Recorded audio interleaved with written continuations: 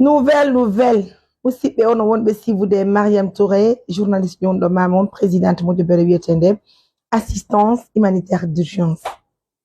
Hande kadi musidɓe ko teddugal e moɗon hande kadi en heɓi kokko harana ɓe innitirnoɓe ɓe militano fof na kadi ɓe laafude ɓe innitirnoɓe ɗe balɗe ɗo ɗe kameɗen leluma wona ɓen ɗon kadi haray noon ko addi yadi ko lantoni Allah yo Allah wurnuɓe ɓe heɓa ɓe fof Allah waɗ barke maɓɓe okkora kadi sonnaɓe ɓe heɓa ali ɓe ɓiɗɗo yo Allah okkorɓe vraiment ɓe Allah waɗi barke mum ko teddugal e moɗon musidɓe haray heɓi kadi kokko haala heɓi kokko e musidɓe ɗiɗon andi kalabtal meɗen mawɗo mamum ɗo e yawno tawɗen sonnayo no heɓi ɓiɓɓe tato rewɓe ɗiɗo e gorko goto naɓanɗo ɓe nafakka e valise je conci c'est juste une manière de vous rappeler au fait ko homɓe non par ce que yimɓe buyi ɗon andi no jibine kalabtan jiyata c'est pas facile pour vous que vous vous rappelez ko homɓe ko initiri haray ko teddugal e moɗon musidɓe haray ɓen jibinɓe ani jobbon e wanno mo interview mo jooɗi ka maternité o woɗi yawre ndaade ɓi makko ɓen ka pédiatrie ɓe ɓe holli wondema kañum sonnajo on ko meɗen timbo woni ko iwri haray ko teddugal e mawɓe woni ko ɓe innitiri en bobo maɓɓe gono ton e siwtaɓen ton ɗen wiyeteɗo Mariam Touré, la journaliste Choco, la journaliste internationale. Laissez-moi, je vais danser d'abord. Oh, boy, bikoko. Oh, boy, bikoko. Eh, oh, boy, bikoko. Oh, boy, bikoko. Je suis malade, c'est vrai. Mais, comment mi on la joie angon? Mi andali. Et il n'était un bon côté de Dougalé Moro Moussipé.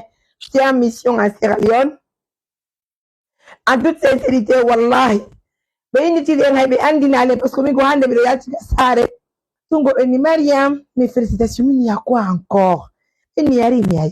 Enni menen mi yewno batte mo nde koye bobo heɓaɓe gameɗe neyan ga maternité mawɗo ɗo taddi wonko mo timbo andaɓe eni tirɗoma min ni on ɗo ɓenni ko hombo yeɓi kakka ko hombo yeɓi kakka ko hombo yeɓi kakka ko hombo yeɓi kakka ko mbaɗa fula albarka mi weltike mi weltanike Allah wulanɗo subhanahu wa taala o mi weltanike julɓe Allah ɓen fof nene albarka. Je suis contente, oh, je suis contente. Welti kere ko muradu moƴƴuru acci ɗo nodden jajeji o weltoɗen sannembe weltoɗo ɓe musidɓe kokko Allahu akbar assalamu aleykum on jarama ɓay koye mon koy ko janka jatuni no hayfi ko Mariam Touré ɓenni men wondema ɓen heɓi kokko ton onon kadi ko ɓeya ɓen bobo ko juuɓe ɗiɗo ne bien goto on ko onon woni ko initira alhamdulillahi rabbil alamin Allah yettama e payi ɗon sosiredu ne oyo dewi honton ene bobo woni nene boboɓe nene amen on to yumma ame woni nene men assalamu aleykum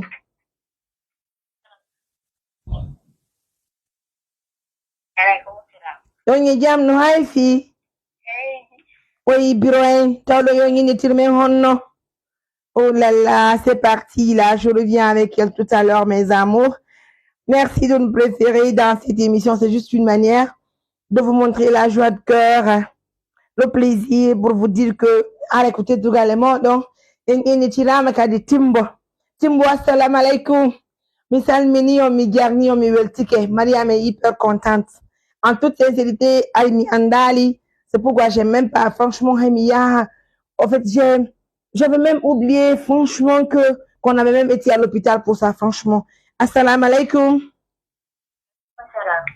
ko biro en ni biro on jarama e pay ɗon susiredu rendum butti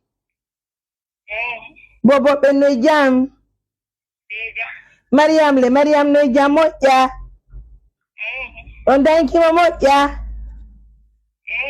oyo dewi e pami weltike yo Allah yoɓu on ko moƴƴi hakkide en ham oya juuta ɓurna faɓɓe waɗa barke maɓɓe mi hewti mi ndara bobo ɓen nani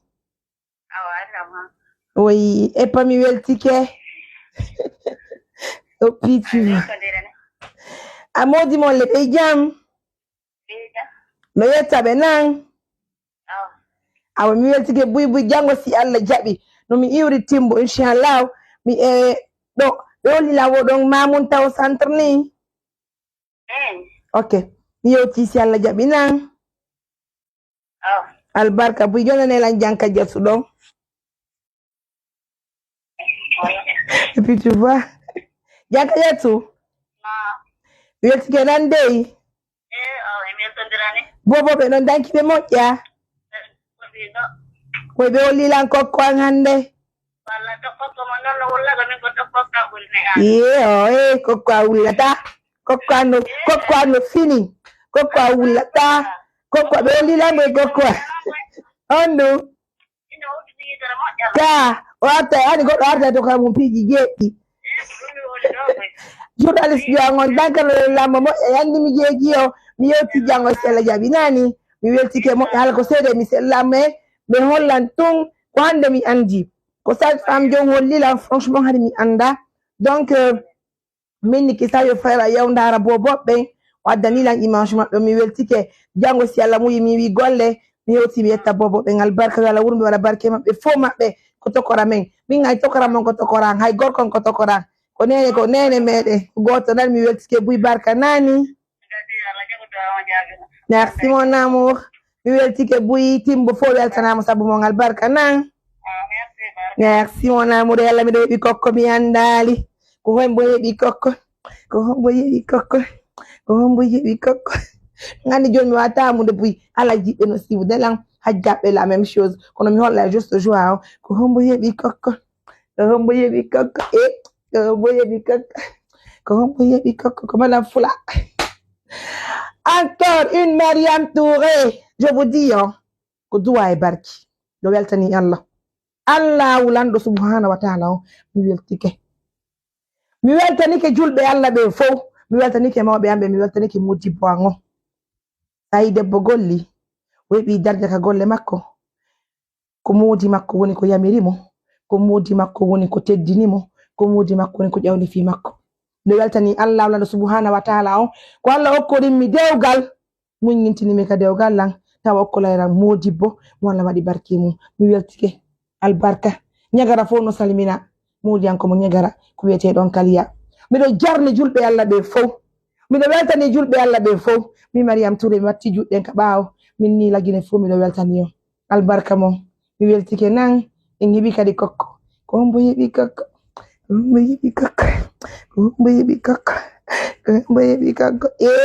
Ade, mi weltike albarka I love you. Daylo. Bel lalma mbiya ici tu vas entendre ça. Ko hombo heɓi kokko. Ko hombo heɓi kokko. Ko hombo heɓi kokko. Bye bye. Merci nade kokko kanko ngako. E tato won ɗon ko kumbobo yikki kunga ko woni Mariam Touré. Mais il faut maɓɓe ko ɓe tokora e men nan. I love you. Bye bye.